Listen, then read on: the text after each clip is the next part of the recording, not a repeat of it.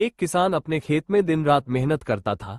एक दिन अचानक आसमान से एक बहुत बड़ा नीला कबूतर उसके खेत में उतर आया। वो कबूतर इंसानों से 10 गुना बड़ा था। उसने किसान से कहा, मैं तुम्हारे खेत की रखवाली करूंगा।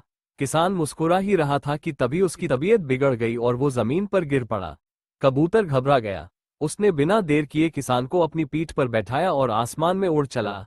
कुछ ही पलों में वो गांव के अस्पताल के सामने उतरा और धीरे धीरे किसान को नीचे उतारा। डॉक्टर दौड़कर बाहर आए और किसान को स्ट्रेचर पर अंदर ले गए। कबूतर अस्पताल के बाहर बैठा रहा। उसकी आंख किसान अपने खेत में दिन रात मेहनत करता था। एक दिन अचानक आसमान से एक बहुत बड़ा नीला कबूतर उसके खेत में उतर आया। वो कबूतर इंसानों से 10 गुना बड़ा था। उसने किसान से कहा, मैं तुम्हारे खेत की रखवाली करूंगा। किसान मुस्कुरा ही रहा था कि तभी उसकी तबीयत बिगड़ गई और वो जमीन पर गिर पड़ा। कबूतर घबरा गया।